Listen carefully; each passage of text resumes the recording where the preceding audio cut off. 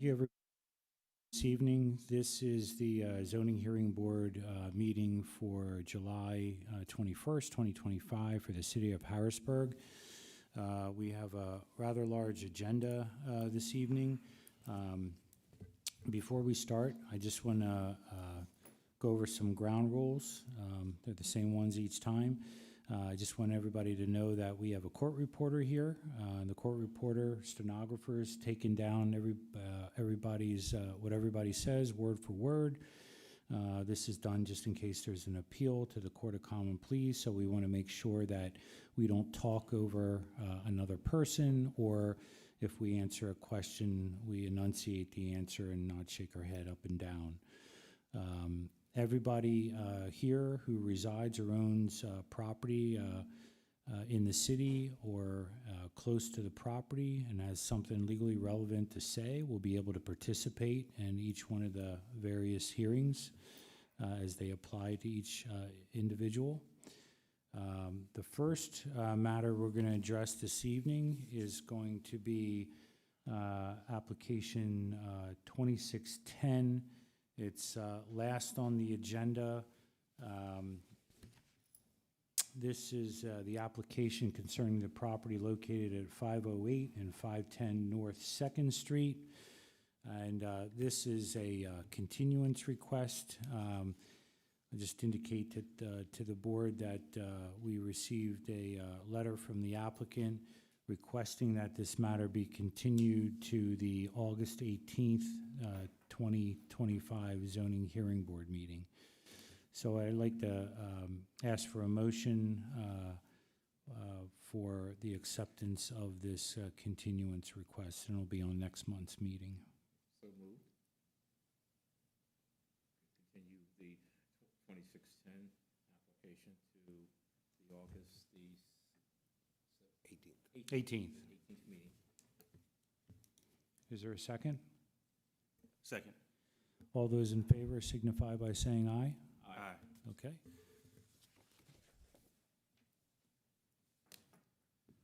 So the first order of business will be old business, application number 2603. This is a variance application for 1951 Her Street. And for the record, for this hearing, I'll just indicate that we have two board members here, Claude Phipps, who is our chair, and James Hobbs, who is the vice chair of the board. So with that, do we have a representative of the applicant in this matter?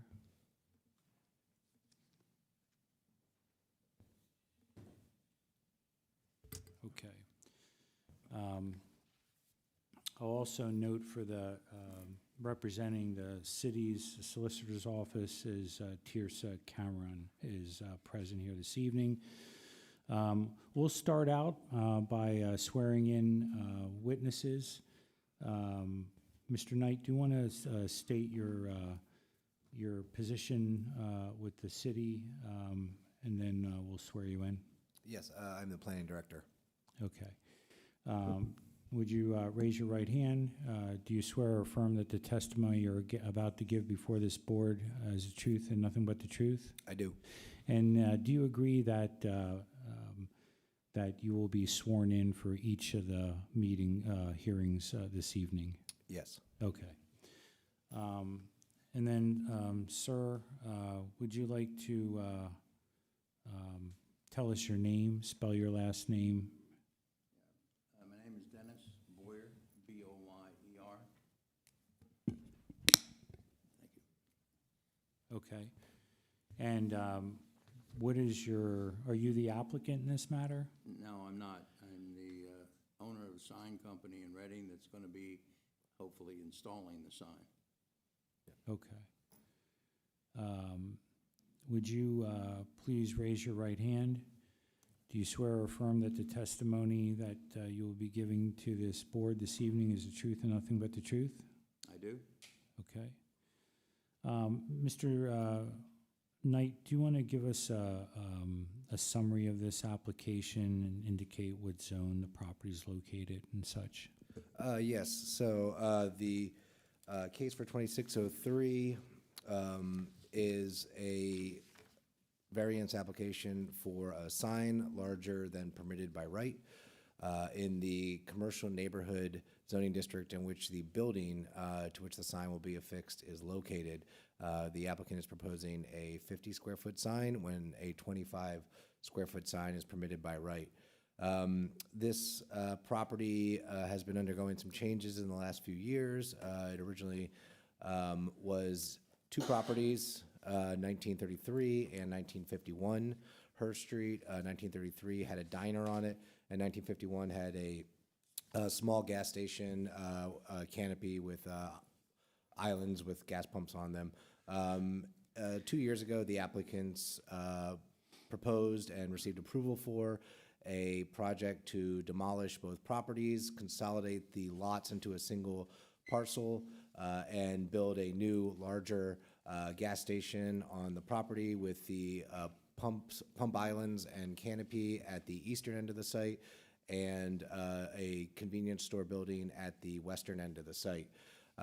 In this case, there are actually fairly unique circumstances for the property because the two lots that previously comprised the project site are located in different zoning districts. 1933 Her Street, which is the portion of the property on which the building that the sign in question is located, was in the commercial neighborhood zoning district, and 1951 Her Street was in the industrial zoning district. During their reconstruction of the site into an improved gas station with convenience store, the applicants were limited to where they could put the gas station pumps, islands, and canopy, and the convenience store due to the fact that they needed to have access from Arsenal Boulevard and from 20th Street.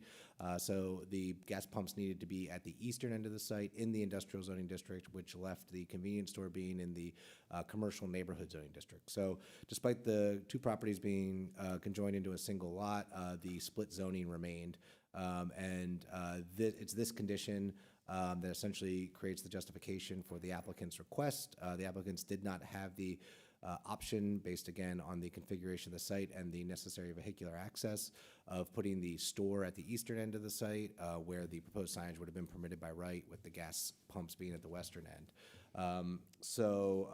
From the Planning Bureau's perspective, it's a fairly straightforward request with a simple justification, and the Planning Commission recommended the Zoning Hearing Board approve the request for the following reasons. Site features conditions that justify the requested zoning relief, including a complicated intersection and extensive street furniture, including utility poles, traffic control poles, and signage. The applicant did not have the option of constructing the convenience store in the IND zoned portion of the property, which would have permitted the proposed signage by right, as the site design is necessary to allow appropriate vehicular access and circulation. The proposed signage represents a minor deviation from the zoning code to allow visibility and legibility for drivers traveling along Her Street. And finally, the proposed signage would not be out of character for this portion of Her Street. Okay, thank you, Mr. Knight. Is there anybody else here before we go any further any citizens here relative to this matter? Just want to identify them ahead of time. Oh, you are? Okay, we'll get to you. I just wanted to make sure if someone was here, so that we know. I'm going to mark a few exhibits, and then we'll have then we'll move forward.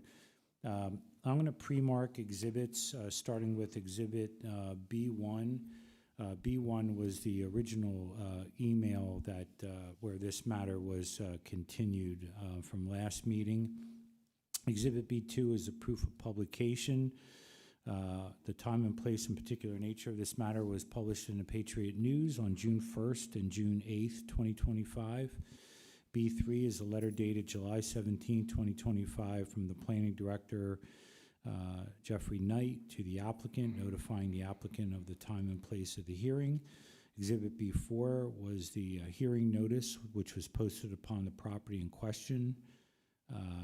There was Exhibit B5 is the applicant's notification letters to required neighbors. Application, or exhibit number, Exhibit B6 is the application packet with plans for the proposal. Exhibit B7 is the letter of the applicant designing signature signs as the representative for this hearing. Board Exhibit number 8 is the affidavit of the property owner authorizing the applicant to pursue the zoning application. Exhibit B9 is the deed to the property. Exhibit B10 is the Planning Bureau case report. And Exhibit B11 is the City of Harrisburg Planning Commission resolution. So to the individual that was here earlier, could you identify yourself? From the developer. Okay, so are you here in favor of this application? Okay, all right. Mr. Boyer, would you like to present your case? Well, I have a few things to say here. I mean, obviously, the whole contention here is because of the zoning of the two properties. That's where the issue became an issue, let's say. And I did the square footage of the front of the building, and the square footage of the front of the building is 1,084 square feet. And the sign that we're proposing is 50 square feet, so which is 4.6% of this building front, which is a very small percentage of the building front. I know that the zoning for that district is only 25 square feet, and I don't see any issues with it. It fits in the building, in the respect of the building, which of course the Planning Commission agreed with all that. That's why they approved it. To me, it's just a simple process. I mean, I don't think it's complicated. I don't think there's any issues. I don't think there's any body that would complain about this or object to it. So I don't know what else to say. I mean, I think it's, in my way of putting it, it's just kind of like an issue that should be approved and move on to better and bigger and better things. That's basically what I could say. I don't know what else to tell you or to say. I mean, could you tell us why a 25-foot square foot sign would be inadequate at this location? well, it's just that much smaller. I mean, if you take that, for instance, it would be 2.6 square feet of the front of the building. You kind of would get lost. I mean, it's like a postage stamp on there for 25 square feet when you think about the total square foot at the front of that building. That's, I mean, it's, even though, to be honest with you, the 50 square feet is adequate, but that isn't even as big as I would think it even should be. But, I mean, the position of it, though, it's going on a position on the building where it's nice. It looks proportional. There's nothing objectionable to the view of it on the building. And I don't think that 50 square feet is objectionable. The 25 square feet, it would be, like I said, kind of like a postage stamp on that building, you know. And like I said, I mean, here's a developer that did exactly what they did, could not put this building on the right zoning property because of the pumps. So they were forced to put it here, and I think that the board should grant the variance for them to put the sign at 50 square feet. Does the board have any questions? I don't have any questions. I see someone in the audience who may want to speak on this before I say anything. Yeah, sure. If you want to come up to the microphone, please, identify yourself.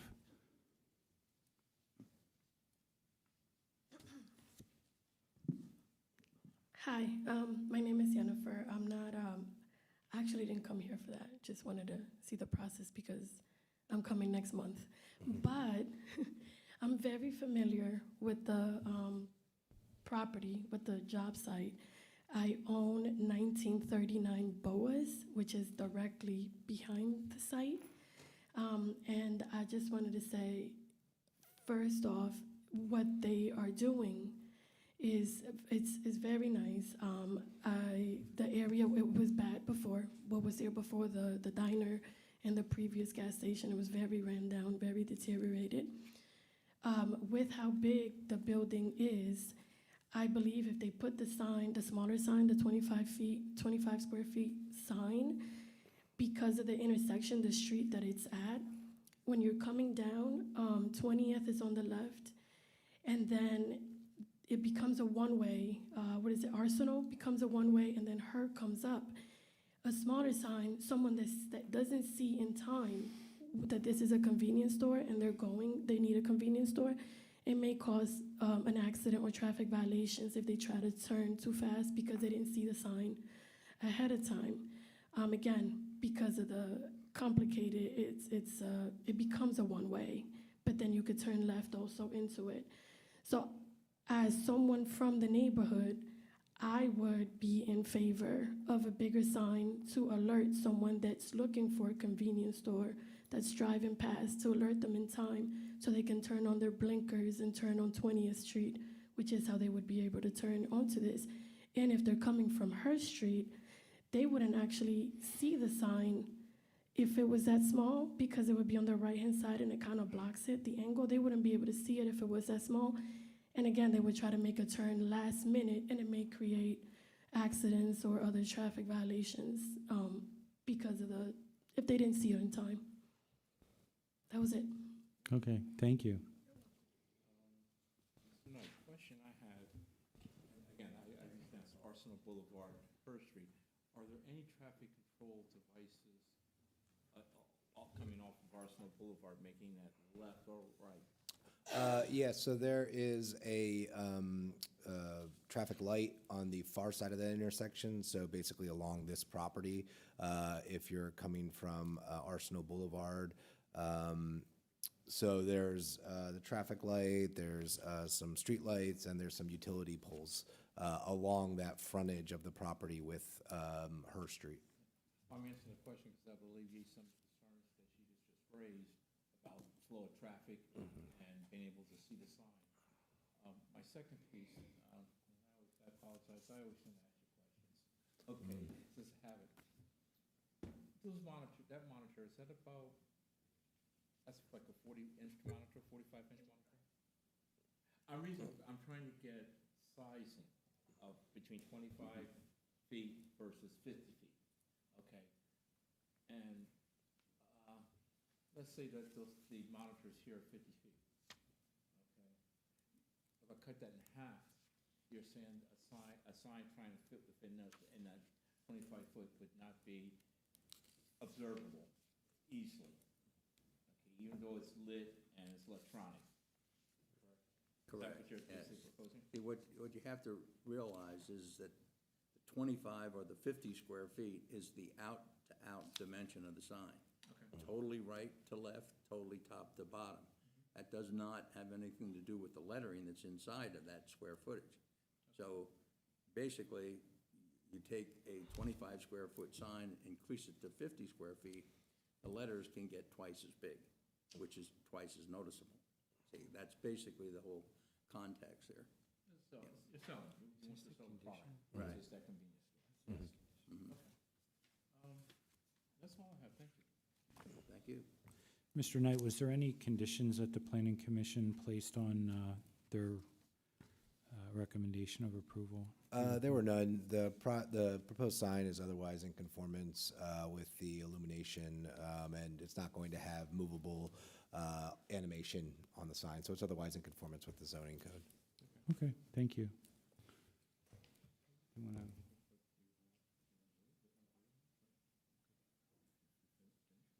Yeah, we're, Going to make a motion to, so I make a motion that we agree for 2603 with the conditions set by the planning commission. there were No no conditions. conditions. So is your motion to approve the request for dimensional variance in this matter? Yes, it is. I make a motion to approve. There's a motion and a second. All those in favor signify by saying aye. Aye. Okay, you'll get a written decision within 45 days of today's meeting. Okay? Thank you. Thanks.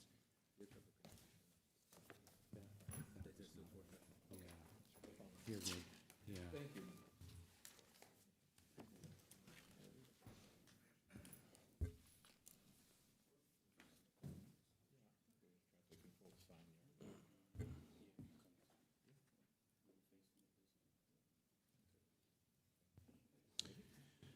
Okay, we're ready for our next application. This is a variance application for 600 South 17th Street.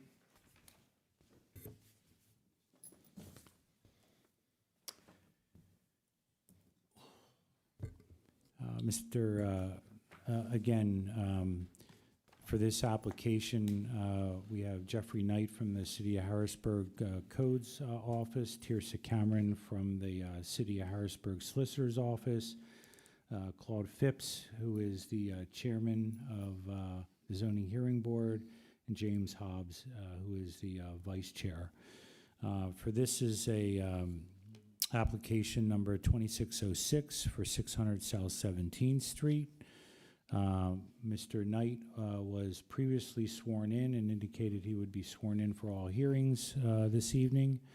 For the applicant, could you identify yourself and spell your last name, please? Yeah, Ben Orens, O-R-O-N-S. And what is are you the applicant in this matter? No, I'm the owner of the sign company, Allegra Image 360, on behalf of the client. Okay. I'm going to read some the list of exhibits that we have pre-marked in this matter. I have marked as Exhibit B1, the proof of publication, the time and place and particular nature of this matter was published in the Patriot News, a newspaper of general circulation in the city of Harrisburg. It appeared in the July 6th and July 13th publication. Exhibit B2 is a letter dated July 17, 2025, from Planning Director Knight to the applicant, notifying the applicant of the time and place of the hearing. Exhibit B3 is the hearing notice posted on the property. That was accomplished on June 29th, 2025. Exhibit B4 is the applicant's notification letters to required neighbors. Exhibit B5 is the application packets with plans for the proposal. Exhibit B6 is the letter and notice of the property owner authorizing the applicant to pursue the zoning relief. Exhibit B7 is the deed to the property. Exhibit B8 is the Planning Bureau case report. Exhibit B9 is the City of Harrisburg Planning Commission resolution. And I'll just ask for the record, if there's anybody here that's a citizen that is appearing this evening because they have an interest in this application. I'll let the record reflect there are none. Mr. Knight, do you want to give us a summary of this matter? Yes, so the issue in case 2606 involves the allowance of a second sign on the property, which is one more than would be permitted by right in the IND district.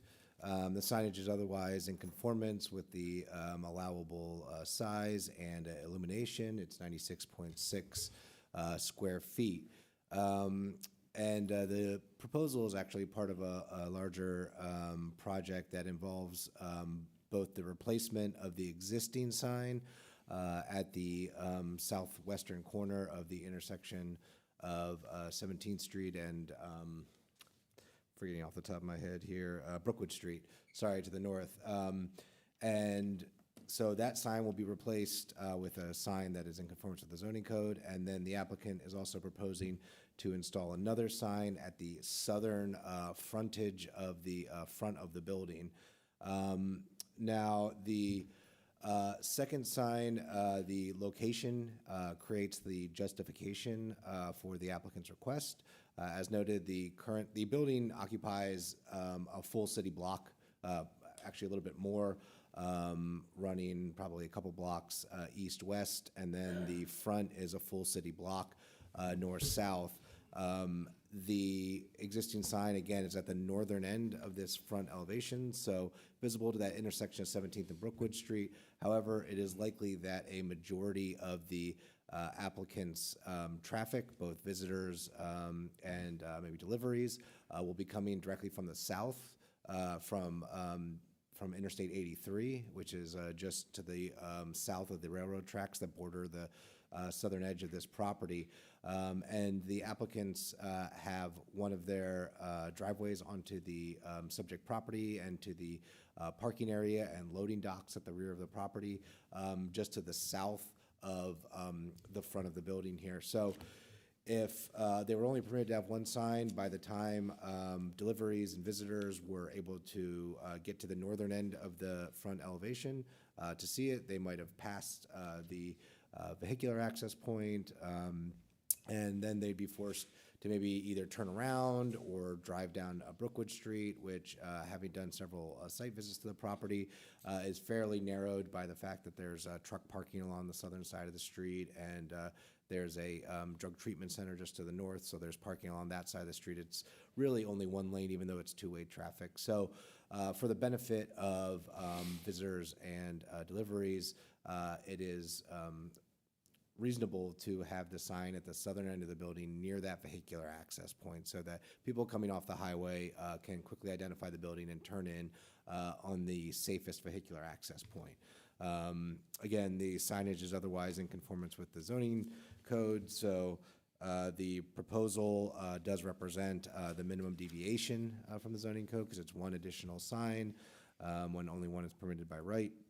And therefore, the Planning Bureau and the Planning Commission both recommend approval of the request for the following reasons.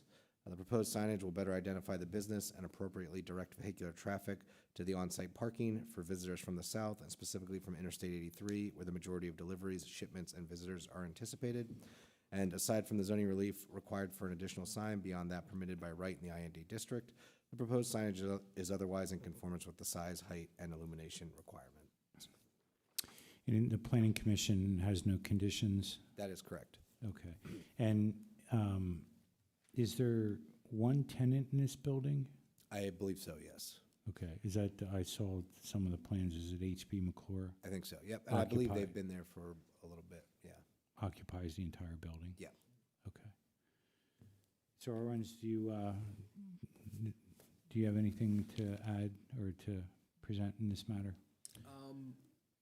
Not much beyond what was just said, because technically it is two business units, you know, under common ownership. They have the HB McClure side and the HB Home side.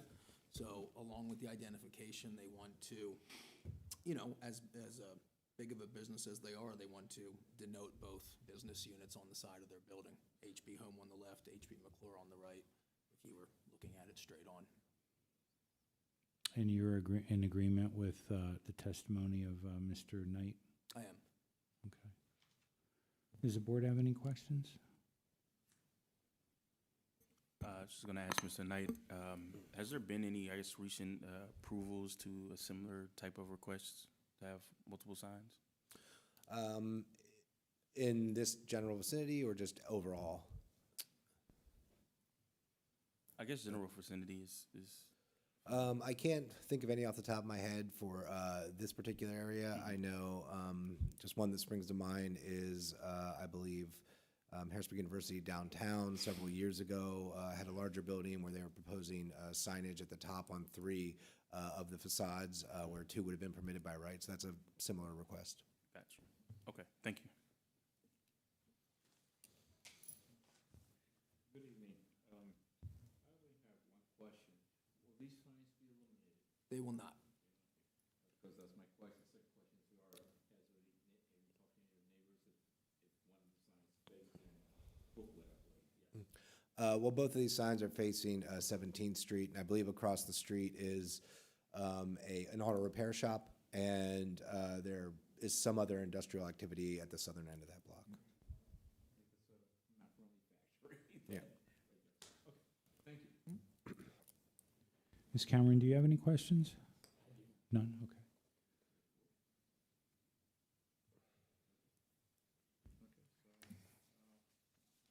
Make a recommendation that case 2606 be accepted, exception of two signs.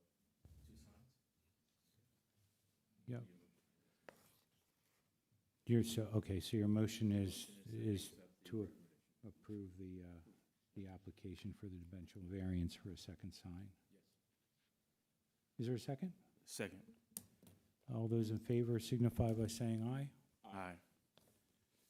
Okay, well, congratulations. We will issue a written decision within 45 days of today's hearing. Thank you. Okay? And I'll be approving this tomorrow. Do you need these hard copies or the digital good? The digital's fine, thank you.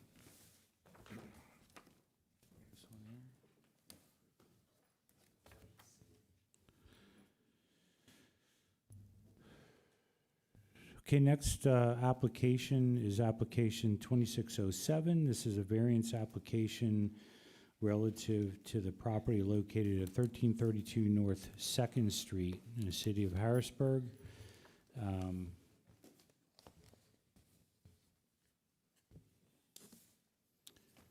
Looks like the applicant is Bittner Reynolds LLC. And for this hearing, again, we have Claude Phipps, who's the chair of this board, and James Hobbs, who's the vice chair. Jeffrey Knight was already sworn in and indicated that he would be sworn in for all future hearings, including this one. He's the zoning administrator. We have Tirsa Cameron from the solicitor's office. Mr. Clark, do you want to introduce yourself and whoever you're going to have testify today? Sure. Good evening. My name's Jeff Clark. I'm an attorney at Wicks, Wenger & Widener. And I'm representing Bittner Rentals, and with me is Nathan Bittner of Bittner Rentals. Okay. Is Mr. Bittner going to testify today? Possibly, and certainly available to answer questions. So. Okay, so should we swear him in, just in case? Could you identify yourself, Mr. Bittner, for the record? Spell your last name, and then we'll swear you in. Nathan Bittner, B-I-T-N-E-R. Could you raise your right hand? Do you swear or affirm the testimony you're about to give before this board is the truth and nothing but the truth? Okay. I'm going to mark some exhibits that were forwarded to the board so that we have them on record.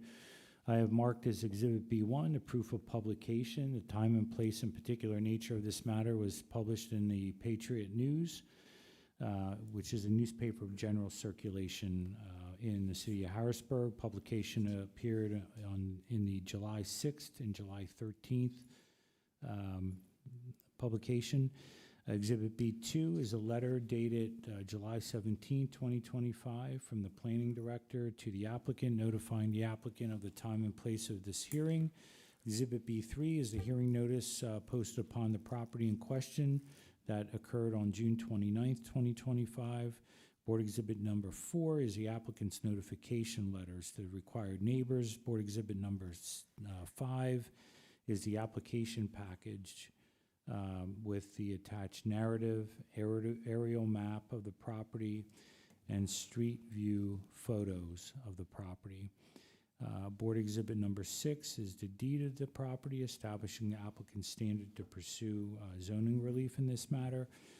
Board Exhibit number 7 is the Planning Bureau's case report, and Board Exhibit number 8 is the City of Harrisburg Planning Commission resolution.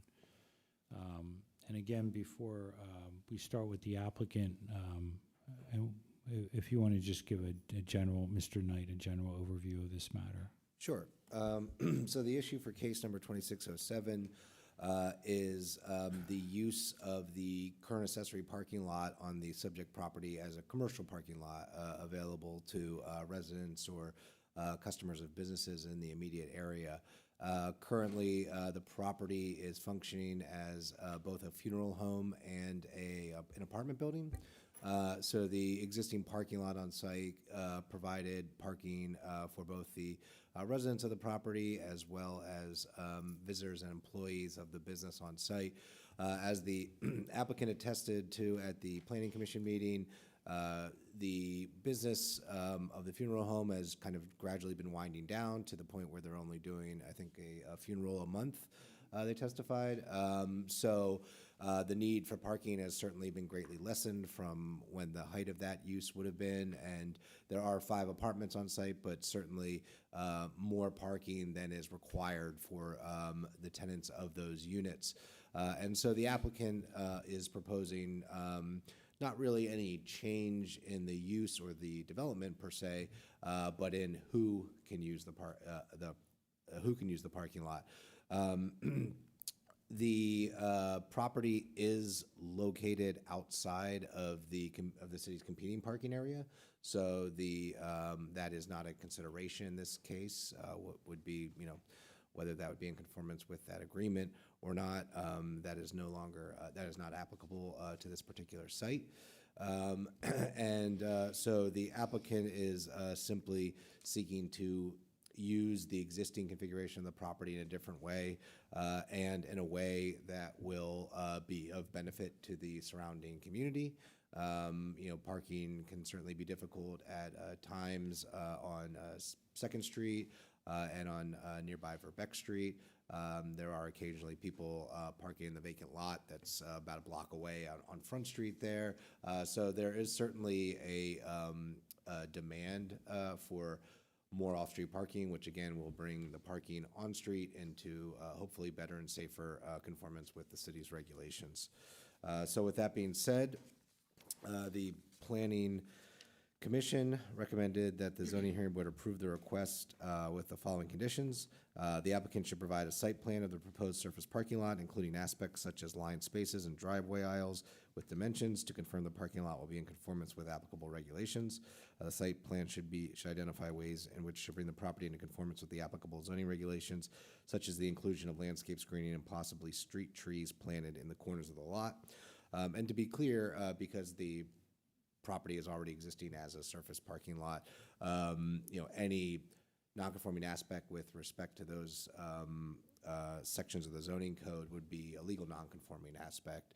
But we, realize that in changing it or in changing the use and availability of parking, the applicants may be seeking to do some additional work to the site, repaving perhaps. And so we thought it would be prudent to, if that was going to be done, look for ways to bring the property into conformance for aesthetic purposes, if nothing else, landscape screening, things of that nature. But again, that's more of a recommendation and less of a requirement, because the existing configuration of the lot is a parking lot, so it can be used as that going forward. And then the Planning Bureau did recommend the removal of one of the 2nd Street cuts to remove a vehicular pedestrian conflict point if the applicant does not intend on utilizing both access points or possibly relocate a vehicular access to Saferd Street. The reason that was added was during our site visit, we noted that one of the access points was chained off. So we were unsure of whether the applicant was only intending on using one of the access points. And so that was what that condition referenced. In the discussion at the Planning Commission meeting, the applicants confirmed they do that to prevent parking by residents of the neighborhood currently, which again, they would not be permitted to do really. So once the presuming approval is granted by the zoning hearing board, they would likely open up both vehicular access points. So that would kind of make that condition moot at that point. The Planning Commission recommends the zoning hearing board approve the request for the following reasons. The proposed use does not require zoning relief for any proposed development or use, but rather who would be using the existing parking spaces, and thus represents a de minimis deviation from the zoning regulations, which meets the applicable criteria in the zoning code. And I should have clarified earlier that the property is in the residential medium density district, which does not permit commercial parking lots by right, and that's what is necessitating the variance application in this case. Number 2, while surface parking lots are generally not advisable from a planning perspective, as they represent an underutilization of valuable urban land and create impacts such as stormwater runoff and urban heat island effect. In this instance, it is reasonable to maximize the utility of spaces in an existing lot by leasing parking to local residents. And finally, reuse of the property to accommodate parking demand created by residents and businesses of the surrounding neighborhood can provide benefits by reducing on-street parking near intersections and crosswalks and on vacant lots. And the site can be designed to incorporate elements such as landscape screening that improve the aesthetics of the property. Okay, thank you. Is there anybody here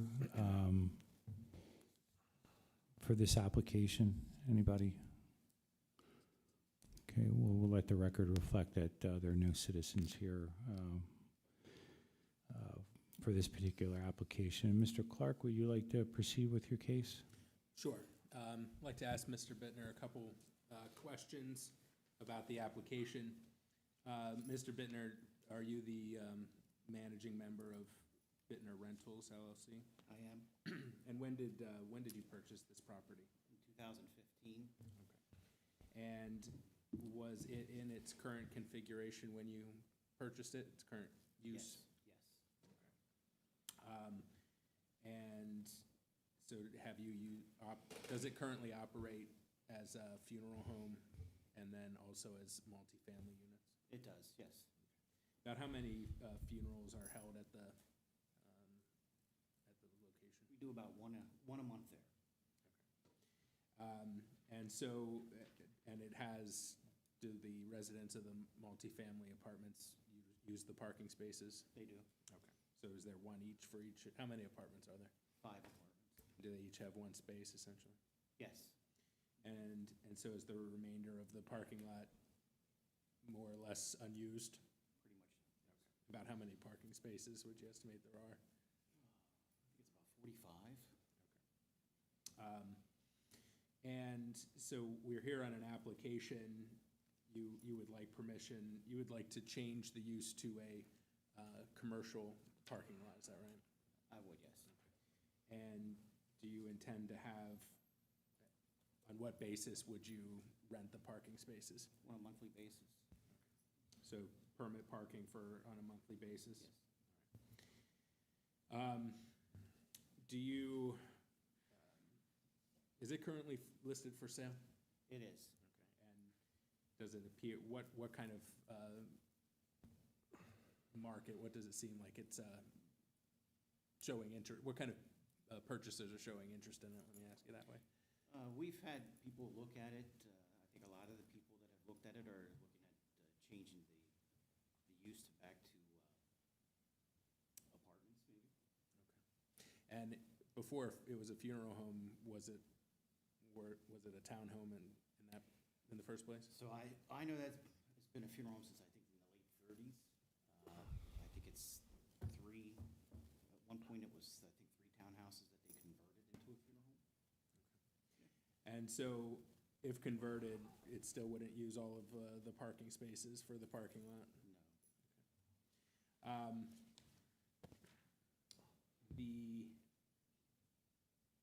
I guess the other question I would have is, there was a question about it being, there's 2 entrances on Second Street, is that right? Yes. And you have one sort of chained off. Can you explain why that is? So when we purchased the funeral home, we didn't have it chained. At the time, Ted's Bar and Grill was straight across from it. So we would have cars that would be sitting there overnight. Beer can, take out food, laying around on our property. And so we kind of had to try to enforce that. So one of the best ways for us to prevent that is we put the chain up. Now, when we have funerals, we do take the chain down. So it's easy to take, All right. Do you, if the permission is granted to use it as a commercial parking lot, would you intend to comply with zoning regulations as I would. applicable to that? Okay. No further questions. Does the board have any questions? Mr. Bittner? Okay. Good evening. Question, again, your request is to allow, utilize commercial parking. what's your liability if you convert that to a commercial lot and people are paying monthly to store that? Will you be liable for the cars there, or you park at your own risk type? I gotta ask. I don't know that I mean, I think it would be insured within whatever requirements there are, but to be honest, I don't know if he's able to answer that question. I don't know the answer either, other than. So he would carry whatever insurance is for the lot, property lot. Yeah. But a lot of times in parking spot, parking garages, they sometimes the sign, we are not responsible for anything happen to your car. You have a fine day. Okay, but you're basically doing this as month to month, extended parking privileges, not privileges, but you're making people pay for it. Sure.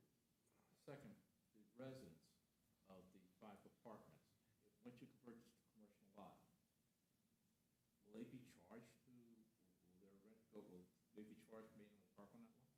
I think that would be part of their lease. I think in answer to your, further answer to your question, I think as part of the multifamily use, they might be required to have parking for the residents. So I think the intent would be that the residents would have parking made Because right now available it's to them. grandfathered in because that is, you have 5 apartments there, and they can. Right. And they park Well, there can now. Park on the street, I don't think that parking on Second Street is pretty rough. Yeah, I mean, I don't know whether they'd be able to park on Second, or I believe Calder is to the north there. But again, I think the applicants intend on providing parking not just for, current residents, but if the funeral home goes away and the apartment use expands, they would provide it for those residents as well. And I see one of the questions that was raised by the planning bureau, is if you do convert this to commercial lot, it's gonna, if you're gonna mark the parking spots, width-wise, whatever the requirements say for the parking spots, in some type of lane, to tell people how to drive in and out of there. Yes. Okay, thank you. Good evening. So I just had a question. So I know it was mentioned, right, that I guess with having minimal activity in terms of business for the funeral home, that kind of leads into this proposed use. Is that minimal activity, is that something, I guess, that's purposeful? Are you phasing that business out? And I'm just asking because, of course, if that activity were to increase, then that would potentially conflict with this use. We have 2 other funeral homes in the Harrisburg area. They're out in the townships. And what we're seeing is we're starting to see that most of the folks that use Newmeyer Funeral Home now have gone out to our other locations. Okay, So at some point, I see that going down to 0. got you. Okay, all right, thank you. I just have 1 or 2 questions. Mr. Bittner, you indicated that the funeral home is listed for sale. How long has that been listed for sale? We've had it on the market, I think, for about a year, and then it went off, and then we put it back on. When did you put it back on? That probably would have been 4 months ago. Okay, Not the funeral home itself, but the building, the real estate. the real estate, okay. And you said that there were people looking for it, but they wanted to change it into apartments? Mhm. Yeah, a while back, we had it was a nonprofit that had it under contract and something, and I would have to find out from my realtor, but somehow that changed, and they backed out of purchasing it. Okay. And Mr. Knight, if someone were to purchase this, the building where the funeral home was in and wanted to change or convert it into apartments, would that be allowed in this zoning district? So they would have to file a special exception for an expansion of a non-conforming use because a multifamily dwelling is not permitted by right in the RM zoning district. Given the size of the property, I would anticipate you could add a few more units without triggering zoning relief for the density. But at a certain point, if they added, 5, 6 units, they would have to get a variance for relief from the density regulations as well. Okay. And then, would you agree that the request here is for a use variance? Is that correct? Yes.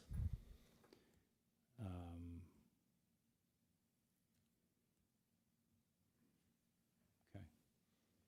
Do you have any other questions? So let's go back to your first answer to that. So if somebody would buy this and convert this to multifamily dwelling, they're gonna have they're gonna have to come back here for an exception because multifamily dwellings aren't permitted in residential medium density, correct? Is that what you're saying? At the very least, there is a 5-unit multifamily dwelling currently on site. So at the very least, they'd come back for a special exception to expand an existing non-conforming aspect of the property. Even if they don't expand, if they just wanna leave the 5 units alone, and say if we're gonna buy it as it is, will let those 5 units be the.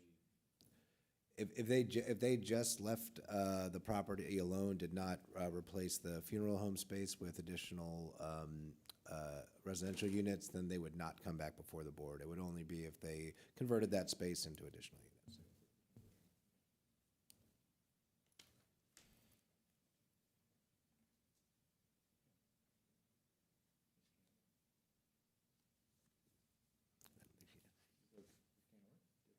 No, I don't, sorry. The next one. Do you have any questions? Or? I do not. Okay. Mr. Clark, do you have anything else? The only thing I guess I would mention as to the use variances, there is case law. I think changing from an accessory parking lot to a commercial parking lot is I would say, a de minimis change, and there's new case law that you can consider a de minimis change for a use variance, so I would. Do you have that case with you?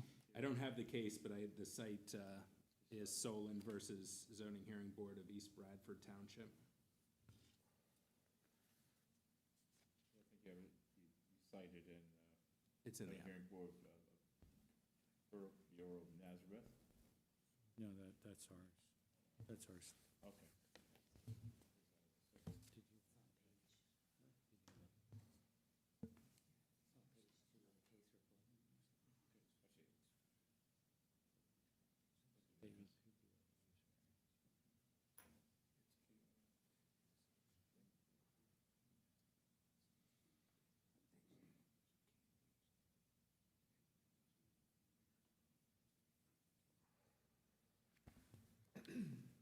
Do you guys want to talk about this or go outside? You do, yeah.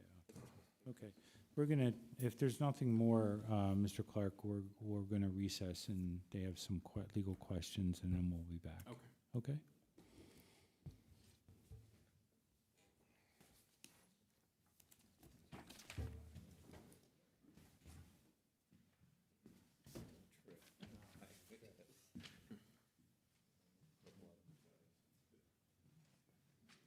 Where are you in them? Laptop? Or are you like a paper person? Yeah, it doesn't make as much sense to me until I probably could.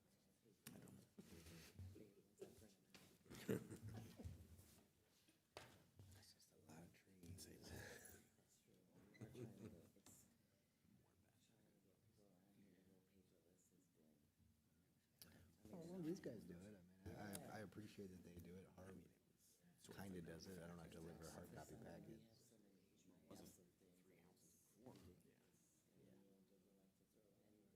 So, and I figured most of the stuff that we do, we could scan in and, the court dockets, we don't need to keep. And we could just get them from court for free. Right. And as long as we have like a digital copy of a contract or something, like what's the point? Yeah, you guys have so much more paper than I do. I mean, If they're asking about this case, this Solon case, like typically a use variance, either you meet the requirements or you don't. But there is new case law that says if it's a small use change, like, de minimis, they can consider that. Now, the thing is, I don't think they have to. They just can. So.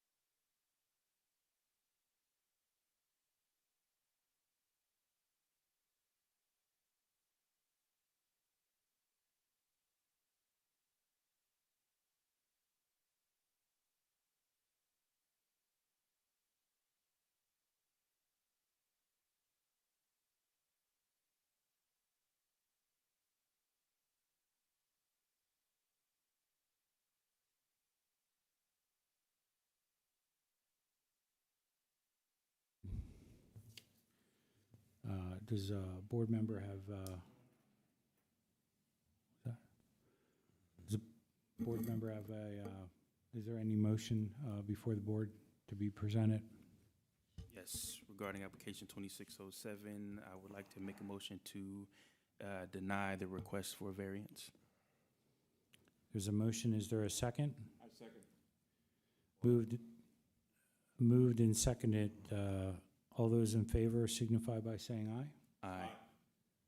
Okay, the motion for the denial of the application was approved by the board. You'll get a written decision within 45 days of today's hearing. Thank you.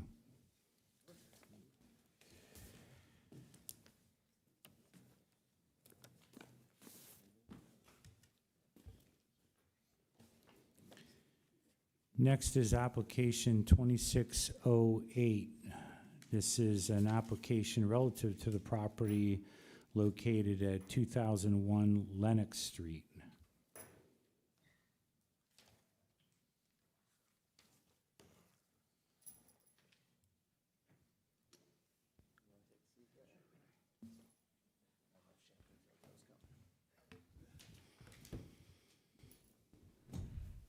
Okay, for this hearing, again, for the record, because these are independent hearings, we have Claude Phipps, who is the chairman of the zoning hearing board, and James Hobbs, that is who is the vice chair. My name is Mike Pykosh. I'm the solicitor for the zoning hearing board. Jeffrey Knight is here from the City Codes Office. He was sworn in at a previous hearing this evening and noted that he will remain sworn in for every hearing this evening, including this one. We have Teresa Cameron from the Solicitor's Office present, and we'll swear in the applicant. Could the applicant, could you introduce yourselves and spell your last names for the record? My name is Dean Morgan. I'm an attorney for Mr. Asher. I can't even pronounce his name. Asheria, who is the owner of the property. Okay, Tonight I might be giving testimony, so I will be sworn in, even though I'm an attorney. okay. And what was your client's name? Could you?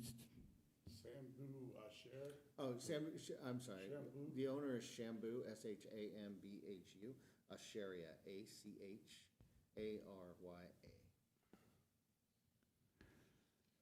Okay, Mr. Morgan and Mr. Asheria, could you please raise your? This is not Mr. Asheria. This is the owner at Rad's Construction. I'm sorry. Okay.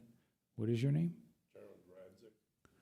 Gerald Radzik. Could you spell your last name? R-A-D-Z-I-K. For the record, Mr. Asheria was not able to make it tonight because he had an important business matter. Okay, you're his attorney. That's fine. And then you said, Mr. Radzik, your first name is Gerald? Yes. Okay. Mr. Radzik and Mr. Morgan, could you please raise your right hand? Do you swear or affirm the testimony you're about to give before this board is the truth and nothing but the truth? I do. Okay. And just for the record, is there anybody here, anybody else here for this application? We'll have the record show that there is no one here present for this application other than the applicant. With that, I'm going to mark some exhibits for the record.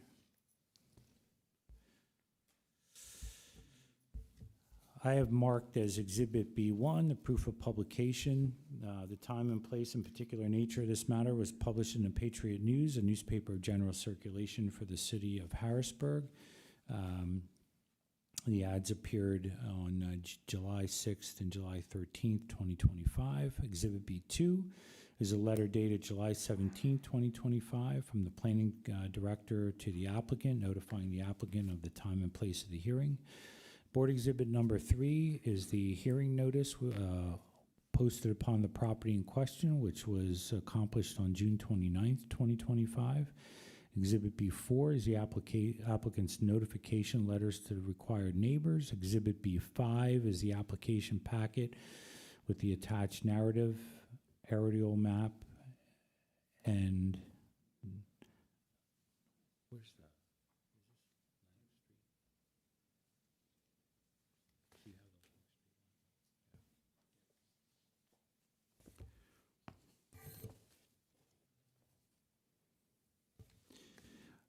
Exhibit B5 is the application packet with the attached narratives, photos of the interior and exterior of the property, the plans for proposal, and the application signed by the applicant and property owner.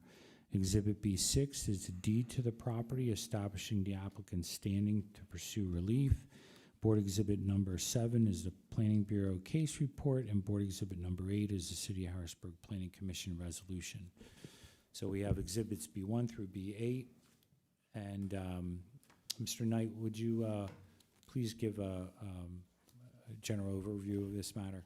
Sure. So the proposal for case 2608 involves the reestablishment of a 2-unit multifamily dwelling on the subject property, which requires at least one special exception and one variance. The special exception for the multifamily dwelling use in the RM zoning district, and the variance for relief from the density regulations in section 7-307.3 of the zoning code. I did add a second zoning relief application for relief from the off-street parking in the event that it could not be provided, and I'll discuss that in a little bit. So in this case, the property had previously operated as 2 units per the city's records up until, I believe, the early 2000s, and then, or maybe the late 1990s. And at that point, the property reverted back to a single-family dwelling and had remained that way up until Mr. Acharya's recent purchase of the property, and during which he sought to revert the property, I guess, back to 2 units. While the Planning Bureau has not been inside the property, per the applicant's testimony at the Planning Commission meeting, there is a first-floor unit of the property and a unit on the upper floors as well. Now, there is a kitchen in both of these units, but per the testimony at the meeting, there does not appear to be a bedroom on the first-floor unit. So it's likely that at some point in the past, again in the 1990s, maybe the 1980s, a previous owner might have established like an in-law unit or something on the upper floors. Otherwise, they would have had a bedroom for themselves on the first floor. So it was likely, they were living in it, created this second kind of mini unit with its own kitchen and own bathroom. And the applicant is seeking to go back to that configuration. So there is a justification for the proposed variance and the special exception, given the previous configuration of the property, the existence of 2 kitchens, and its operation as that 2 unit. With respect to the relief from off-street parking, we do note that there is a 2-bay garage at the rear of the property, accessible from, Lenox Street, South 20th Street. It's a little unclear whether the bays are accessible. They currently have wooden doors over them. We're not sure if they're operable. There are 2 cars parking in the driveway right in front. However, we note that driveway is actually the public right-of-way, and the cars are parked across sidewalks, so they do not constitute legal parking spaces. But again, we're not sure whether the doors in the garage can be opened or not. If they can, or if they can be removed and tenants can park in them, then the applicants would have the required off-street parking. In the event that they cannot be opened or vehicles cannot be parked in there, given that it's a corner lot and it has frontage along South 20th Street and Lenox Street, we believe that there is sufficient on-street parking to provide the 2 off-street parking spaces required for the property. With that being said, the Planning Commission and the Planning Bureau recommended that the zoning hearing board approve the request with the following conditions. If granted zoning approval to move forward with the project as proposed, the applicant shall allow the Codes Bureau to perform a comprehensive inspection to identify any outstanding code violations and will receive approval for all necessary city permits prior to receiving a certificate of occupancy. As they testified to at the Planning Commission meeting, the applicants have been in coordination with the Codes Bureau and has had multiple codes officer visits to the site to review aspects of the building related to the electrical panel, related to some of the other elements inherent in establishing a multifamily dwelling on site. But we do want to ensure that any work that was done previously to kind of create that second unit, is up to code. I believe the applicant, Mr. Radzik, testified that they had to replace the electrical panel because it wasn't up to code. So we want to make sure that the rest of the property is in a similar state. And then the second condition was the applicant must remove the fence between the driveway and Chalky Alley, which is currently blocking the public right-of-way, and require tenants to either park in the garage or on the street to ensure that an ADA compliant sidewalk is maintained along South 20th Street. Along the South 20th Street frontage, when you get to Chalky Alley at the rear of the property, there's a small wooden fence built there. And in the past, that didn't really have much of an impact because the property just directly to the south was a car dealership, and the cars were parked all the way up to the cartway to the street, basically, so there was no pedestrian path. In the last couple years, that property has been redeveloped, and as part of that, the city required them to install sidewalks along that. So now there is a compliant path, or now there is an existing pedestrian path from the property to the property to the south across Chalky Alley, so we want to ensure that's opened up to provide pedestrian access there. The Planning Commission recommends the request be approved for the following reasons. The zoning relief requests for the proposed use are warranted by the history of the property, which has operated in the past as 2 units, as well as the configuration of the property in which existing elements such as a rear fire escape to the second floor provides a building code required secondary egress. The project will address the primary concern of the public regarding such conversions, specifically the impact on parking available to existing residents through the provision of the required parking in the detached garage at the rear of the property, and due to the availability of ample on-street parking along the frontage of the property with South 20th Street and Lenox Street. Thank you. Mr. Morgan, do you want to present your case? With respect to the Planning Commission's recommendations, and specifically with respect to the condition regarding removing the fence, Mr. Asharia is certainly able and willing to do so. With respect to the matter of it being a 2-unit, I would also like to note that not only were there 2 kitchens, there's a fireplace, there are also 2 electrical panels which were part of this building beforehand. It's evident that this has always been operated as a 2-unit facility. Whether during 1999 to 2022 it was a single family living there, it's evident that this has always operated with 2 separate tenants in there.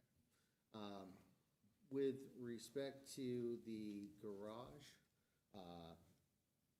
because there's ample street parking, and because the age of that garage, and Mr. Radzik can tell us a little bit more about that, it's likely that we would need to only be able to have on-street parking for tenants there. Simply put, that garage was built a long, long time ago. Yes. And it's not ample, it's probably not of the correct size for vehicles, modern vehicles. And with that, I would rely on the information provided in the Planning Commission's approval and would ask for the board's approval. Mr. Radzik, I had a question. Mr. Knight indicated that there was not a bedroom in the lower level unit. Yes. Where would a person sleep there? We're going to build it, and we have to provide a second egress for the second floor. And by doing that, we've also provided bedroom. There's actually been a plan rejected it because we didn't have this taken care of. But we've already had an architect draw a plan up that shows the egress, that shows the bedroom for the first floor. So it'll be one bedroom, another bedroom, a living room, and a kitchen on the first floor. Okay. So you have one bedroom on the first floor, and what would be the occupancy for the second floor? I believe there's 3 bedrooms up there. I believe it's 3 bedrooms on the second floor. Well, do you know, or you're the contractor, do you know how many bedrooms are up there? 3, I believe, yes. Okay. And I do believe the property owner testified that there are 3 bedrooms up there, and a tenant showed up at the planning commission meeting and testified there were 3 bedrooms up there. Okay. Yes, it's actually second and third floor, there's 3 bedrooms. And I do apologize, I thought this was included in the packet. These are the drawings that reflect a bedroom on that first floor. And I can certainly publish that to the board if you'd like to. I thought that was already included in our packet. I do see, it's pretty small, but I see the second floor here with So on 3. that first page, directing your attention to the Yeah. bottom left-hand corner, which reflects the first floor, you'll see that it is a kitchen area, a living room, and then a bedroom, and then a sitting room there.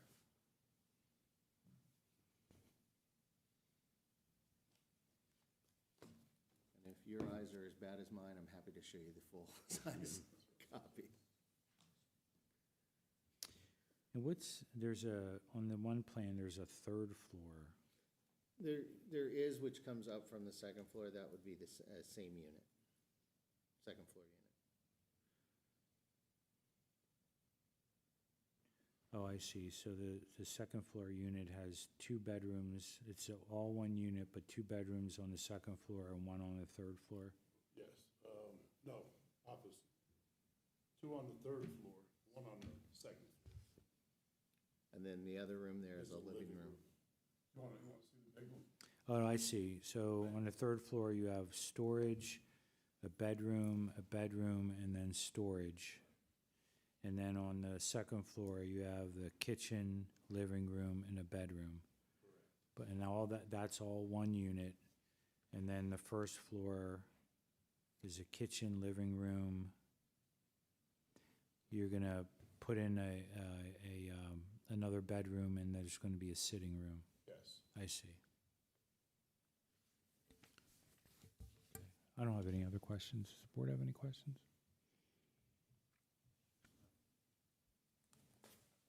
Question.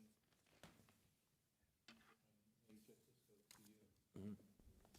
You indicated that this building, even though it's supposed to be a single-family dwelling, it, for some extended period of time, is considered as a multi-family dwelling. If they're looking for license from the city or something, they can basically prove that backward.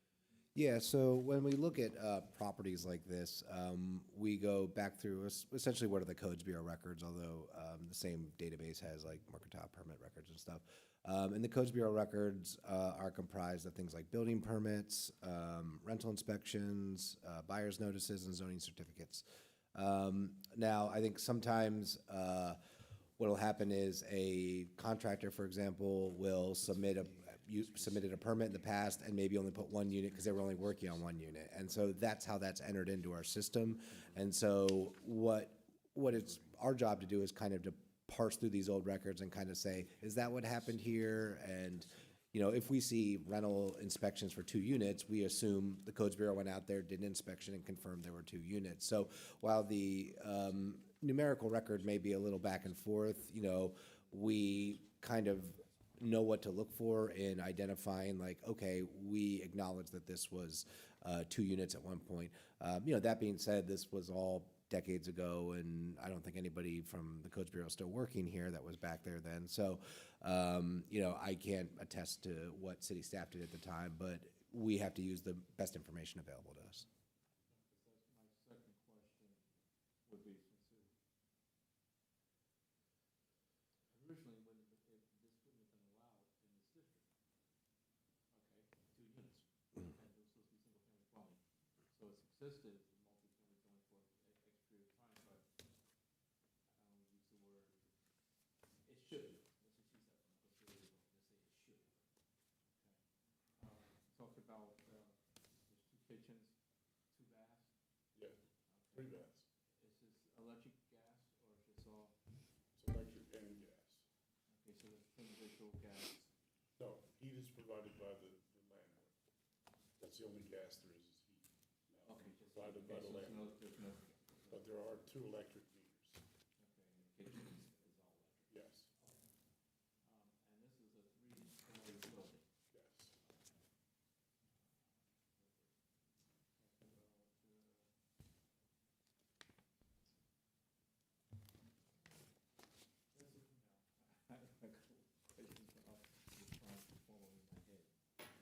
Mr. Knight, I had a quick question. Do you know, or Mr. Morgan, if you could, do you know what the square footage of this is? Because was there some confusion that There- it was maybe over 2,500 square feet, but the old city record said it was 2,400, or, and if it's over 2,500, do they need a special exception for a conversion? Yeah, so the county's records say 2,400 square feet, but the applicant stated that they did a current measurement of the property, and I want to say it was 2,552 maybe? I don't, 2528. 2528, yeah. Okay. We actually had an architect go out and measure the property. That's how we got this, and that's what he came up with. Okay.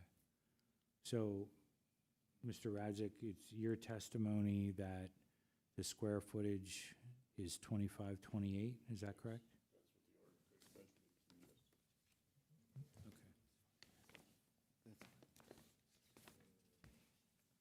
Mr. Hobbs, you have any questions?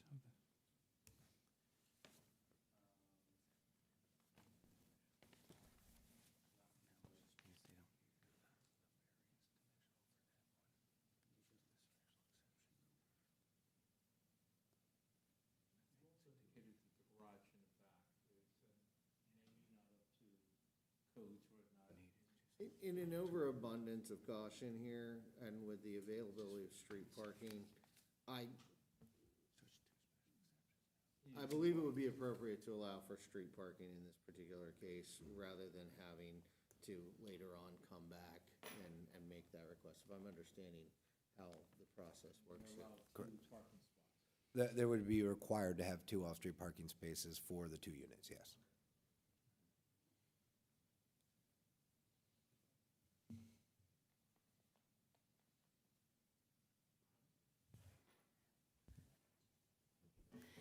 I have a question, just to, maybe to Jeff, just to jog my memory. There was quite a bit of conversation at planning about the back steps, and I thought slip-proof paint or something like that, wasn't that a condition about the back stairs? Hold on. I don't know. Because there was one of the tenants came, and she had already fallen down the back steps, and there's gonna be a period of time where there is no front steps while they build a egress and a new doorway. Because if I'm understanding right now, the upstairs tenant basically has to walk through the downstairs tenant's building until they build the egress.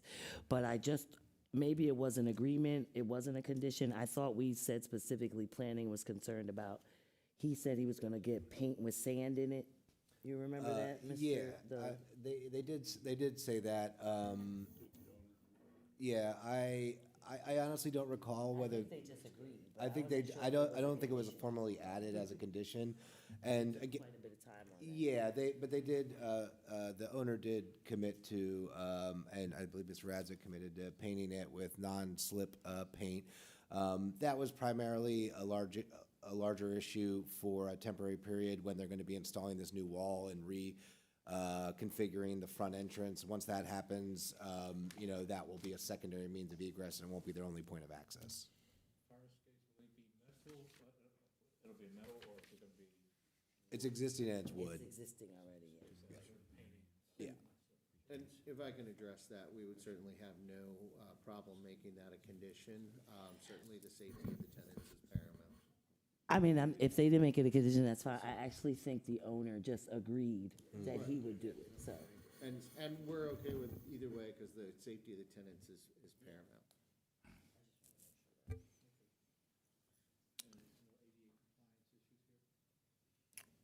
I don't think so, but that would be something we would expect the Codes Bureau to bring up during their inspection of the property.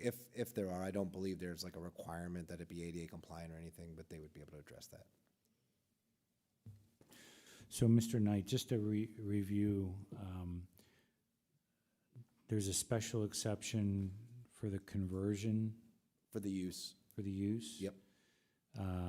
There's a special exception for the parking? For relief from the off-street parking, yep. And is it the case that since they're over 2,500 square feet, if that's what the board finds, that there's, the dimensional variance is not applicable? So the 2,500 square feet applies to the specific criteria in 7309.2V. It requires the building be 2,500 square feet in order to be converted. And, you know, based on the architect's measurements that it is, that variance would be obviated, but the variance for the density would still apply. Right, okay.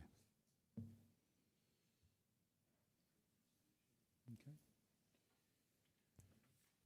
And if I could note one further for the record, as stated in the Planning Commission's report, this is not something caused by the current owner when he bought the property on January 23rd.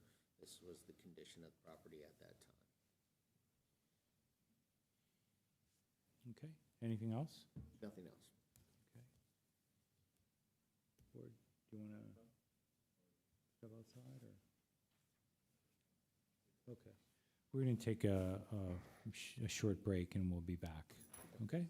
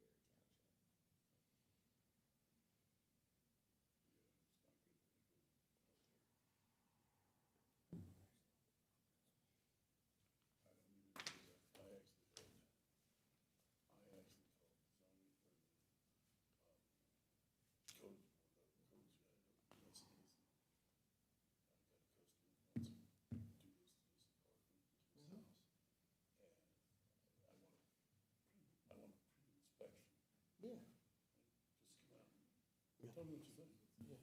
Two. I want two codes off.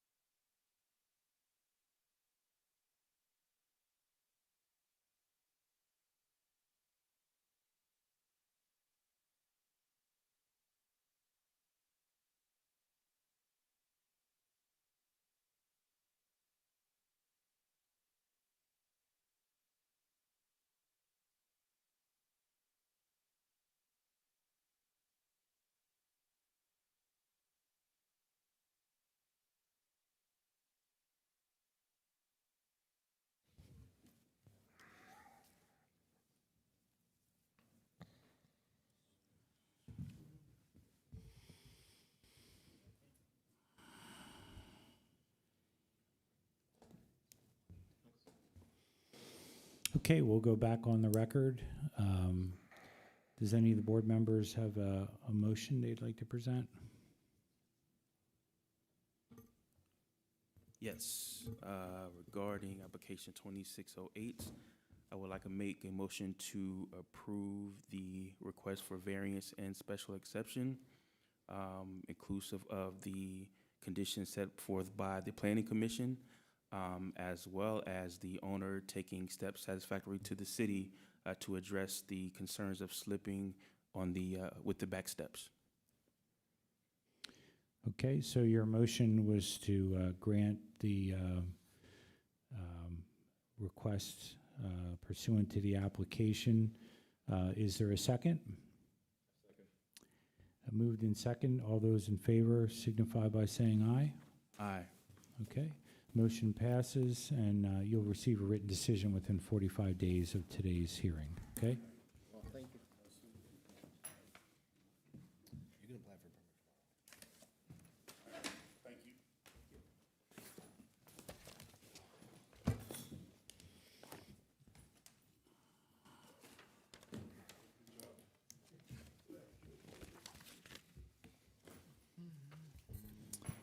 Okay, last item on the agenda is item number 2609. This is a variance application for 315 North 2nd Street, filed by Adam Brenneman of Brenneman Properties LLC.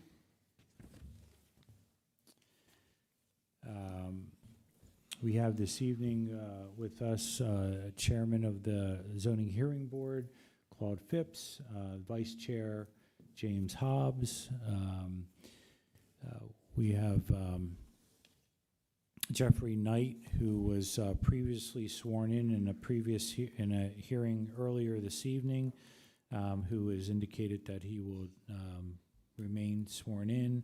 We have Teresa Cameron from the City Solicitor's Office. And Mr. Petrina, would you like to introduce yourself and anybody that would be testifying this evening? Yes, good evening, everyone. Thanks for having us here tonight. My name is Phil Petrina, McNeese, Wallace, and Nurick, 100 Pine Street in Harrisburg. I'm here on behalf of the applicant here, Brenneman Properties, LLC, and my client, Adam Brenneman, the owner of that company, is here, and he will provide some testimony tonight as well, so he should be sworn in. Okay, Mr. Brenneman, could you raise your right hand? Do you swear or affirm that the testimony that you will give this evening before this board will be the truth and nothing but the truth? Yes. Okay. And then, do you have anybody else that will be testifying this evening? No, that's it. Okay. And it appears that there's no one else here opposing or for the application. Is that correct? We'll let the record show that there's no citizens here either opposing or here to support this application. I'm going to mark some exhibits for the record before we start. I have marked as Exhibit B1, the proof of publication. The time and place and particular nature of this matter was advertised in the Patriot News, which is a newspaper of general circulation in the city of Harrisburg. Publication appeared on July 6th and July 13th of 2025. Board Exhibit number 2 is a letter dated July 17th, 2025 from the planning director to the applicant notifying the applicant of the time and place of this hearing. Board Exhibit number 3 is the hearing notice that was posted upon the property in question that was accomplished on June 29th, 2025. Board Exhibit number 4, B4, is the applicant's notification letters to the required neighbors. Board Exhibit number 5 is the application packet with the attached narrative, photos of the exterior of the property, and plans for the proposal. Board Exhibit number 6 is the agreement of sale for the property, establishing the applicant's standing to pursue the zoning relief this evening. Board Exhibit number 7 is the deed to the property. Board Exhibit number 8 is the Planning Bureau case report. Board Exhibit number 9 is the City of Harrisburg Planning Commission resolution. So we have Exhibits B1 through B9, which will be admitted into the record. Mr. Knight, would you like to give a brief summary of this application, and then we'll have the applicant present its case? Yes, so the issue in case number 2609 is a variance for relief from the density regulations for multifamily dwellings in the commercial neighborhood zoning district. The project site is comprised of 3 separate buildings that are all on a single lot and have been internally connected at some point in the past. And the total square footage of the property would permit about 8.3 units by right, and the applicants are requesting 10 total units. So there's relief from 2 dwelling units per the density regulations in the zoning code. The Planning Bureau notes, again, the unique configuration of the site in that it's, again, 3 buildings that are internally connected. So it has, stairwells kind of in different and maybe less useful locations than you would have if you just had one building built, purpose-built for this type of use.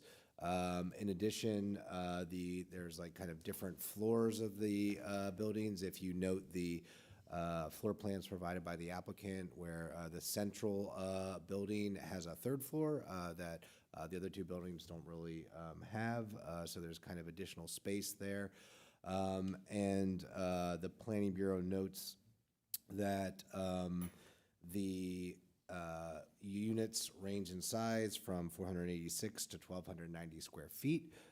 So it's clearly not a case where the applicants are trying to fit as many units into the building as possible. They are working within the unique configuration, creating smaller 1-bedroom units and then a 2-bedroom loft unit, again, in that central unit. And then finally, because they're converting it from office space to residential use, there is a significant amount of investment that needs to be made, bringing in, a kitchen for every unit. Even if they were only doing 8 units and not 10 units, the cost of bringing in kitchens for 8 units and running new lines for those things, bathrooms for each of the units, new electrical for each of the units, does create a financial hardship, which the board has heard in the past from other applicants about the legal precedent of there being an allowance for some financial hardship in the granting of a dimensional variance. So with all of that being said, the Planning Commission and the Planning Bureau recommended the Zoning Hearing Board approve the request with the following conditions. If the applicant receives approval of the requisite zoning relief requests, they must secure city council approval of a land development plan for the proposed conversion. Any exterior alterations to the building will receive approval from the historic preservation specialist, or if necessary, receive HARB approval of a certificate of appropriateness application. The Planning Bureau recommends the applicant consider differentiating the facades of the 3 buildings to reestablish their original identities. And it should be noted that there were some minor, exterior work noted by the applicants in their site plan, and so that's what we're referencing in regards to the exterior alterations. And as noted, the buildings are already painted, so painting the building, which would generally not be permitted or recommended for a masonry building in a historic district, can be done without HARB approval, and we'd recommend reestablishing again that individuality of each of the units. If the referenced parking spaces are not on the subject property, the applicant should provide a signed lease agreement to allow parking at those spaces. The property is located in the CN district, which does not require off-street parking, but the applicants have testified that there are 8 spaces that I believe convey with the deed to this property, located in the lot directly to the rear of the properties. And then finally, the applicant will coordinate with the Department of Public Works to ensure that the account billing reflects the establishment of the proposed uses on site and to identify the appropriate refuse storage and collection needs. The Planning Commission recommends that the Zoning Hearing Board approve the request for the following reasons.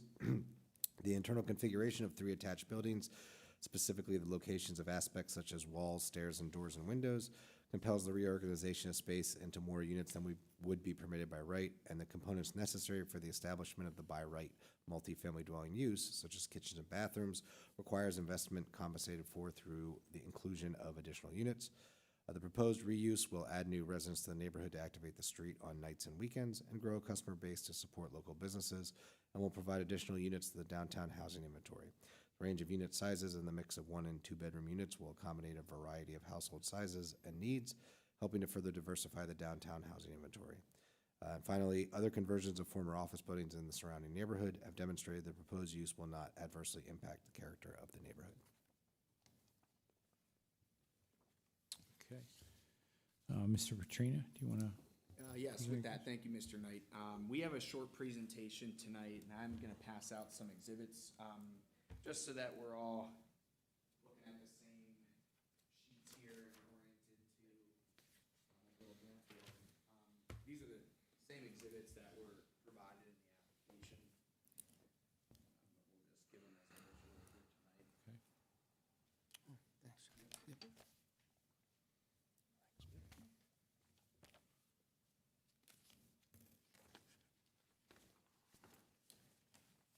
Okay. So as Mr. Knight stated, this property is located at 315 North 2nd Street. It's the former administrative office location of the Pennsylvania Healthcare Association. They've used it as their commercial office space since at least 1996, and they've ultimately decided to downsize its office presence post-COVID, with people really working from home, and have entered into the attached agreement of sale as provided in our application with Mr. Brenneman for the sale of the property. Property is located in the city's commercial neighborhood district and Old Harrisburg Historic District.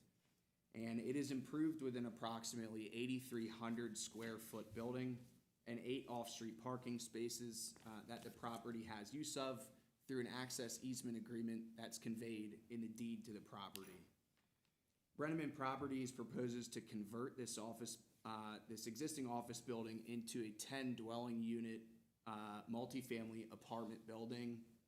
Residential uses are permitted by right in the CN district, and the CN district, as Mr. Knight pointed out, is exempt from the city's off-street parking requirements, although we do have those additional 8 spaces provided in the north or rear of the property. Tonight, we're here to request the board for a variance from section 7-307 of the zoning ordinance, a dimensional variance to permit 10 dwelling units in the building. On July 2nd, 2025, the Harrisburg Planning Commission recommended approval of the variance application, and there were a few conditions that we are agreeable to. I would note that Mr. Brenneman, as far as the exterior of the property goes, I think is no longer planning to really alter the outside of the building. And, to the extent that there would be any exterior changes, we would obviously seek the approval of HARB and any other necessary zoning ordinance requirements. But I think that the plan is to really preserve the history of this building and as much of the street facade as possible. And so I think the decision was made to just leave it as is. So with that, I'll call our first and only witness tonight, Adam Brenneman. And Mr. Brenneman has been sworn in, so we'll just get right to it. Mr. Brenneman, what is your position with Brenneman Properties, LLC? I'm the sole owner. Okay, and how many properties do you own within the city? About 25 units. Okay. Looking in front of you, what we'll mark into the record as applicant's Exhibit A1, what is shown in front of you there? Yeah, in front of me is 315 North 2nd Street, the property that we would propose to convert to 10 units. To the north there, behind the property, is the 8 parking spaces. You see there to the left of the property, if you're facing it from 2nd Street, is the former Bridges Social. To the right is the Verizon building. Okay. Is the property located in the commercial neighborhood district? Yes. Is the property also part of the city's old historic district? Yes, it is. Okay, and are you the equitable owner of this property in the form of an executed agreement of sale? Yes. Okay, with that, I'll move to offer that exhibit into evidence as applicant's Exhibit A1, or however you would like to mark it. Yeah, Mr. we'll leave it Pycroft. as A1, and it'll Okay. be admitted into evidence. Good. All right, and then we're gonna turn to the second few pages here of the packet that I just distributed, which are Google Street View images of the existing conditions of the property. We're looking at the first page here, Mr. Brenneman. What does this first page show of the street view image? Yeah, this is the building from, looking at it from Second Street, the front of the building. Okay, and then flipping to the second page here. Does that show the building facade from the right-of-way at Barber Street and North Second? Yes. Okay. We're gonna turn to the third image now, which shows the back rear of the property. Does this image here show the 8 off-street parking spaces that are located behind the property? Yes, it does. Okay, and will the tenants of your property or proposed apartment dwelling have access to these 8 off-street parking spaces? Yes. The street view images show the historic nature of this building, as I alluded to earlier in the presentation. Do you plan on preserving the historic nature of this building? Yes, the historic nature of the building was a major part in wanting to purchase the building, and we plan and will preserve that historic piece of it. Okay, and to the extent required for any of your minor cosmetic changes, I know that we did discuss earlier tonight that you're planning to just leave the building facade as is, but if in the future, at any point, that does change, do you agree to obtain a certificate of appropriateness from the Historic Architectural Review Board or any other city zoning requirements? Yes. Okay, and with that, I'll go ahead and move to admit the street view images as applicant's Exhibit A2. Okay. All right, Mr. Brenneman, now turning to the floor plan that is in the end of those exhibits there. So, Mr. Brenneman, please describe the unit mix of the proposed multifamily residential building. Yeah, so 10 units total. As you'll see on the first floor here, we have 6 proposed units, all 1-bedroom units. And as you can see in the different colors of the units there. And the second floor of the building will be 4 2-bedroom units. It was important to me as we put this plan together to have a mix of 1-bedroom and 2-bedroom units, as Mr. Knight said, not just trying to put as many units as possible in there, but really have a mix for the tenants of the city, and ranging in size from about 500 square feet to maybe a little bit under 500 to 1,200 square feet. Some good size units, and even includes a unit on the second floor that will have access to a 3rd floor loft. Okay. And in determining the 10 units for this 8,300 square foot building, how did you and your engineering team arrive at a unit mix of 10 units?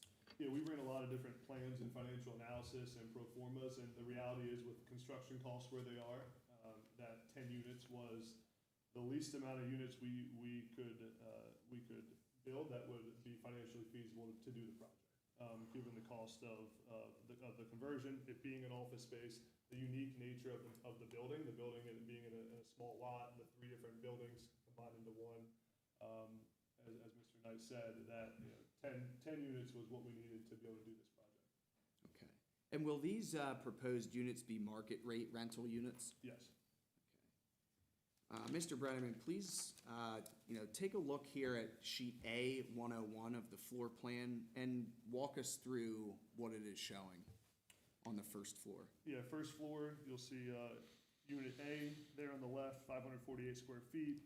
It's a 1-bedroom. As you can see, the bathroom and the kitchen area and bedrooms outlined. You have Unit B, which is 659. Unit C there, which is 504, Unit D, 507, and then Unit F on the top right, 486 square feet. Okay, we'll turn to sheet A102 of the exhibit. Why don't you walk us through what that is showing us? Yeah, so Unit 2A, 859 square feet, that's a 2-bedroom and 1.5 bath. You'll see Unit 2C, which is 819 square feet. That is a 2-bed, 1-bath. See Unit 2B, which is actually the loft unit, which will be 2 stories. So the first story there on Unit 2B is the living area and the kitchen. And then Unit 2D on the right is over 1,000 square feet, 2-bed, 2-bath. Okay, and then turning to the last sheet of the exhibits, sheet A103, what does that one show us? Yeah, that is the top floor, the loft area of the of Unit 2B that you saw on the last page. So that is where the 2 bedrooms will be and the bathroom upstairs, which I think will be a really neat unit for the city. Okay, great. With that, I will move Mr. Solicitor to admit the floor plan as applicant's exhibit A3. Okay, that'll be, that exhibit will be moved into evidence. Thank you. Thank you. Okay, just a few more questions here for you, Mr. Brennan. Did you create the existing lot conditions at the property? What was that? Sorry. Did repeat you that. create the existing lot conditions No, of the I property did not. as No. is? Does the building's approximately 8,300 square foot size in relation to the approximately 4,300 square foot lot create a hardship to developing the property in conformance of the zoning ordinance? Yes, and anything less than 10 units is not financially feasible for this project.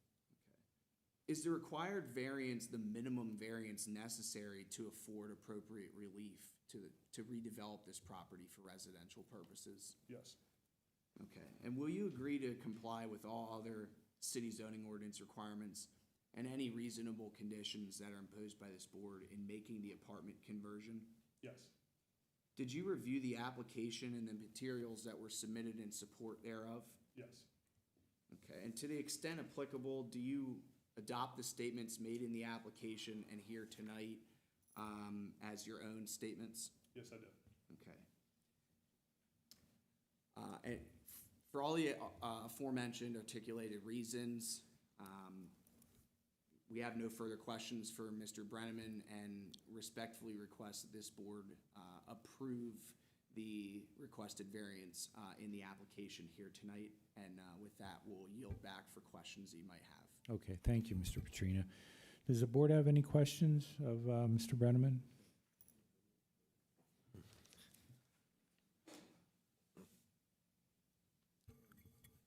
Just curious, so these units, these 10 units will all, I'm assuming, be market rate housing, is that correct? Yes. Okay.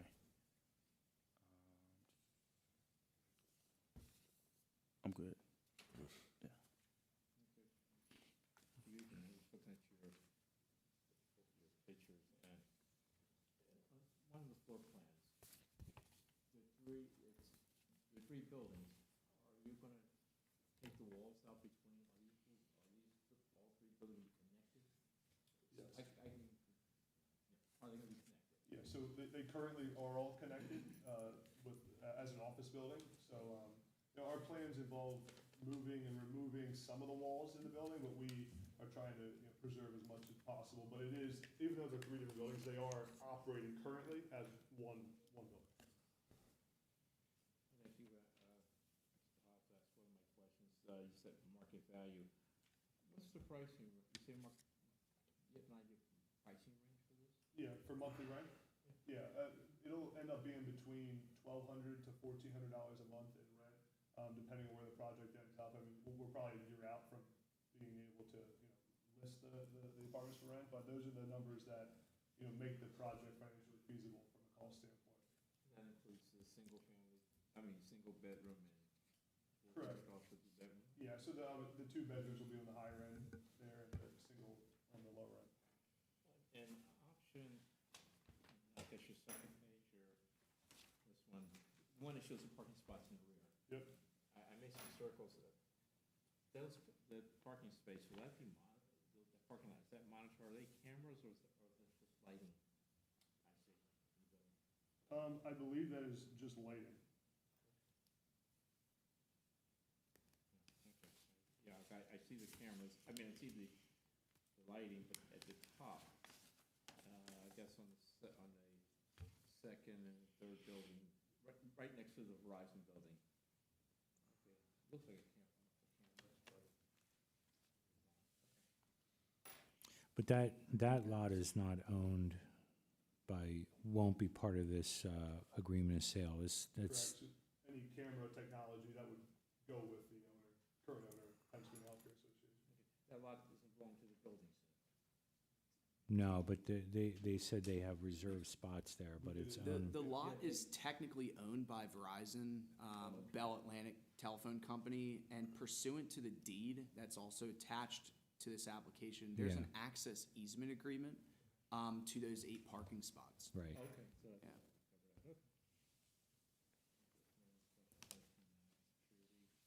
it's true, it's gonna be by Verizon, since it's Verizon's the umbrella here. Well, I mean, I guess there could be a camera on the building itself, Yeah, one of it looks like it's a camera. It looks like it almost is. I mean, it's just something to think about. Yes.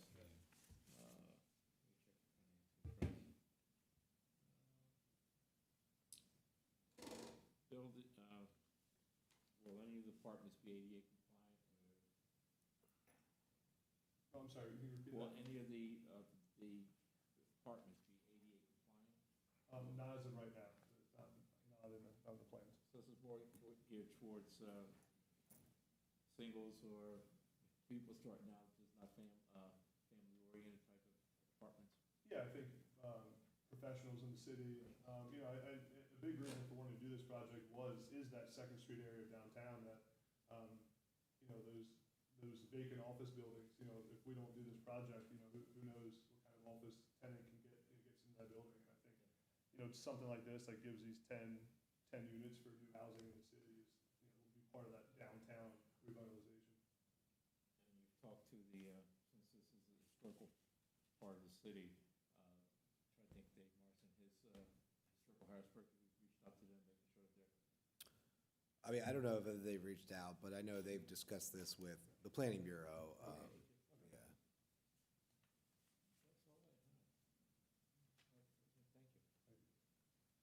Thank you.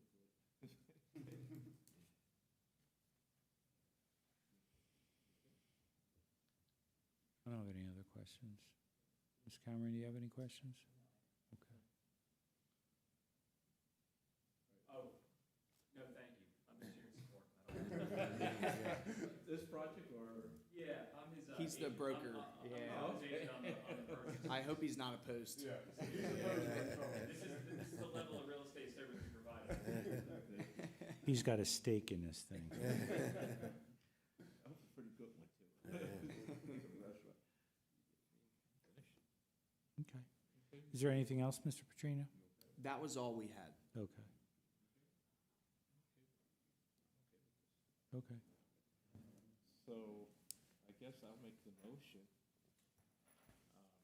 to 2609 to approve recommendations as stated by the Planning Commission.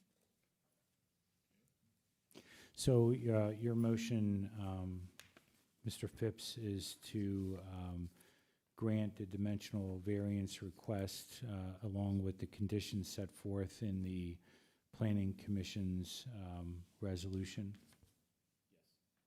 Yes. Is there a second? So moved. Moved and seconded. All those in favor signify by saying aye. Aye. Okay. So your request was granted. You'll get a written decision within 45 days of today's hearing. Okay? Thank you. Thank you very much, everybody. Thank you. Thanks, Jeff. With that, I guess, make a motion to dismiss, To adjourn. Yeah. adjourn. Adjourn thank you. Oh, thank you. Okay, and see you. Night. You too. Make a motion, need a second? Second. Okay, moving to proper second. See everybody in August. All right. Thanks.